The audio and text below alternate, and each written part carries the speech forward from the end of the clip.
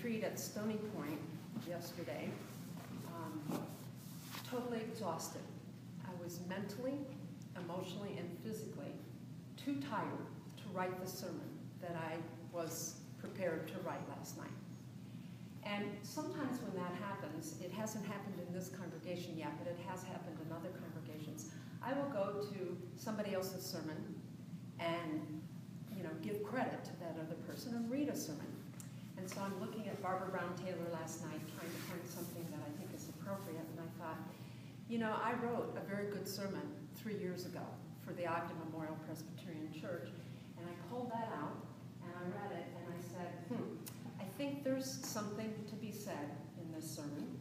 And so today, I'm going to plagiarize myself and do what I don't like to do. I don't like to read. I would rather just talk to you, but today, this is what I need to do. So I'm going to share with you my own sermon called Deeper Defiance, that is written exactly on the scripture from Leviticus Matthew 5.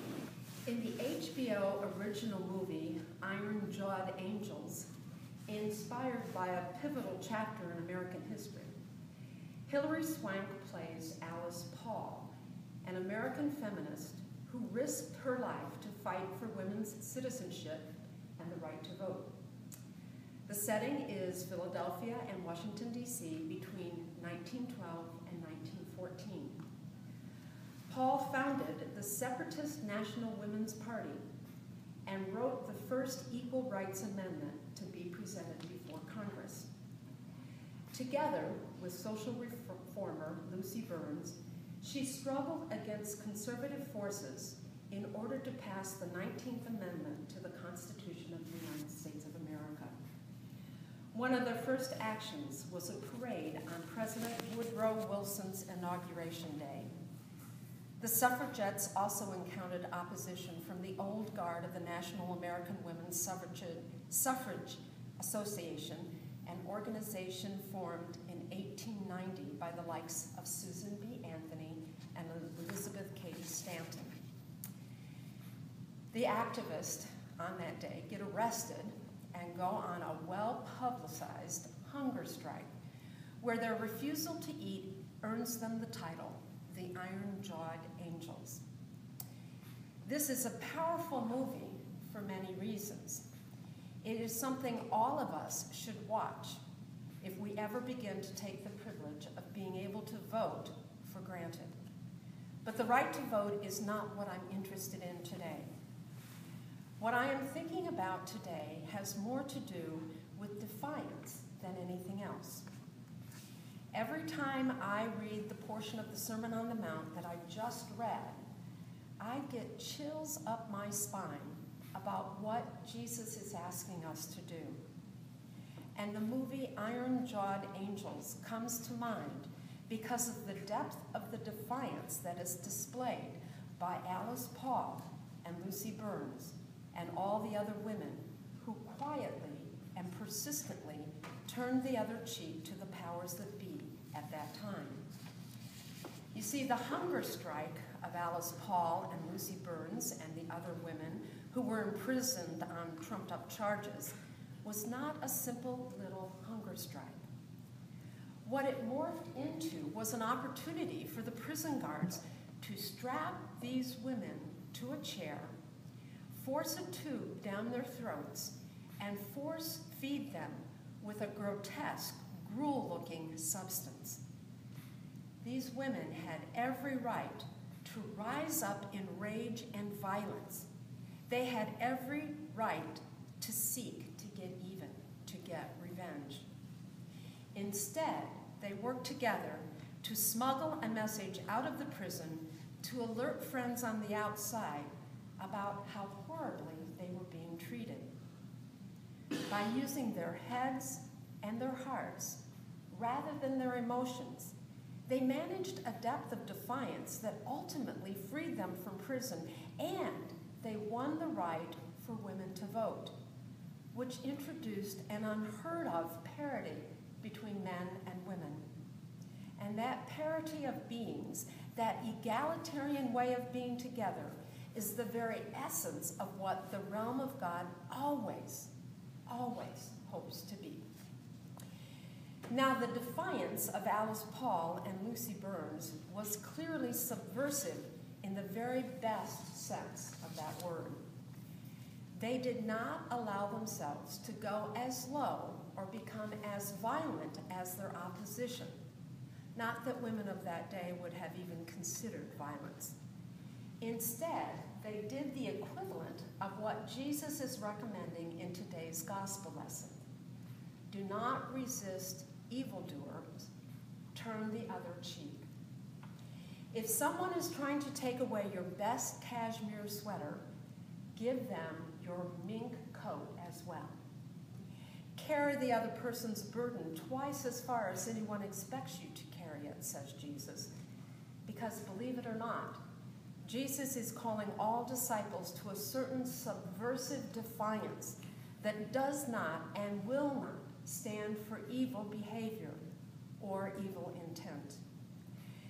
Jesus is not into encouraging evil power to grow. What Jesus wants is justice and parity and community and love. When Jesus tells disciples to turn the other cheek, when Jesus tells disciples to go the extra mile, when Jesus tells disciples to give our cloak as well as our coat, this is when he tells us to not be drawn into the folly and the black hole of raging resentment and angry revenge. Jesus is saying that those of us who would follow him have a high calling to rise above the superficiality of our human existence. We are to defy injustice and evil by going to the deeper place of love. We are to resist the urge to be violent by going to a place of peace that passes all understanding. We are to dissipate the downward spiral of anger and rage by breaking through with humility and graciousness. Friends, we as disciples of Jesus are called to always maintain the perfection of God's love, rather than fall for the shallow satisfaction of revenge. Yes, you heard me correctly. Jesus calls us to be perfect as our Father in heaven is perfect. But he calls us to this perfection knowing full well we will not ever be able to maintain it. So what's up with that? Why would Jesus give us such a grueling challenge? Why wouldn't Jesus simply challenge us with what is totally attainable? What kind of devious divinity is this? Well, I believe that Jesus wants us to grow. Jesus wants human beings to have a carrot that dangles in front of us, always calling us to do our best and work our hardest. The call to perfection is a call to strive to be as loving as we can with every breath we take, and then to be even more loving in the next breath we take. It is a call to never be satisfied with good enough, even when it comes to love. It is a call to go the extra mile and turn the other cheek and give it all away if you must. Now, we all know it is humanly impossible to do this in a consistent fashion. Actually, my experience is such that if I ever can manage to be this perfect, I can only do it every once in a while. And when I actually do love in the way God calls me to, well, I just don't have the words to explain how wonderful this feels. I mean, you and I know that I don't love perfectly all the time. I love Jesus desperately, and I long to be his perfect minister. But I make mistakes in relationships over and over and over again. We all do. We don't do it on purpose. That would be evil on our part. But we do seek to be perfect, and sometimes it actually works. Hallelujah, amen. As disciples of Jesus Christ, we always try to defy that evil, grudging part of ourselves that longs to get even with the people who hurt us or do us wrong. But we need to remember that the truly imperfect part of me and of you is the part of us that works to be perfect and accepts the fact that we never will be. This is how we, as disciples of Jesus Christ, go to a place of deeper defiance against the power of evil in this world. You know, it's so easy to think the evil of the world is all out there somewhere, far removed from you or me or from Pompton Valley Presbyterian Church in Pompton Plains, New Jersey. Osama bin Laden was an evil oppressor. Ex-President Mubarak of Egypt was an evil denier of justice. Some say the health care reform is evil. Some say denying health care to the masses is evil. Some say Democrats are evil. No, Republicans are evil. Some say my ex-spouse is evil. My stepfather is evil. You name it, we can all find evil in anything and everything other than our own heart. But my experience teaches me that evil lurks in my own heart as well. It may not be as large as the evil of Osama bin Laden, but I know it is there, just waiting to break into unbridled rage. I wonder if you have ever had that same experience. Have you ever known yourself well enough to know that the worst anger is your own? I know my worst anger is my own. And because it is so terrifying to face the shadow side of ourselves, as Young would say, I have discovered that my own anger may well be the most difficult to deal with.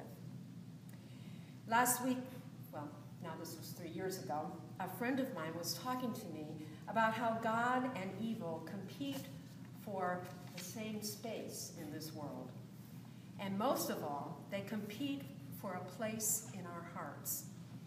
She was talking to me about how there just isn't room enough for both raging anger and God's love in the same space, whether that space is our hearts, or Pompton Valley Church, or Pompton Plains, or New Jersey, or the United States of America. And I think this is the bottom line of what Jesus teaches us about being disciples in the entire Sermon on the Mount. God and evil cannot coexist. It is spiritually and emotionally impossible.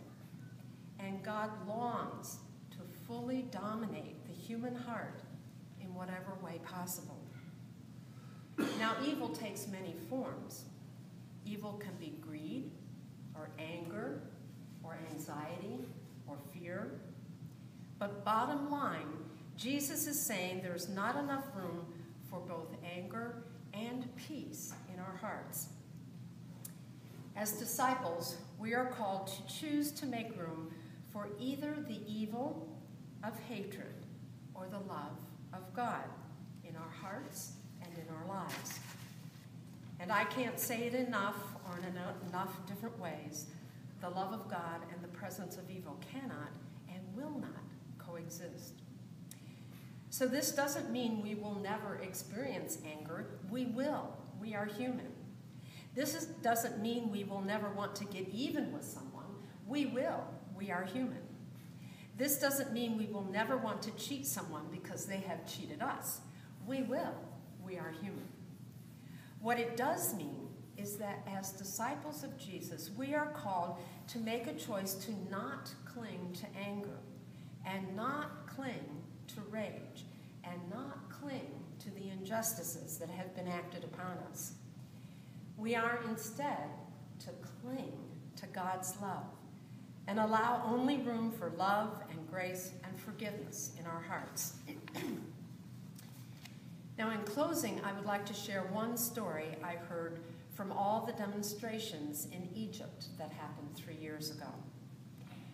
As people of all faiths gathered in Independence Square on the day they hoped President Mubarak would resign from his position, it seems there was a sense of deeper defiance wafting among the people.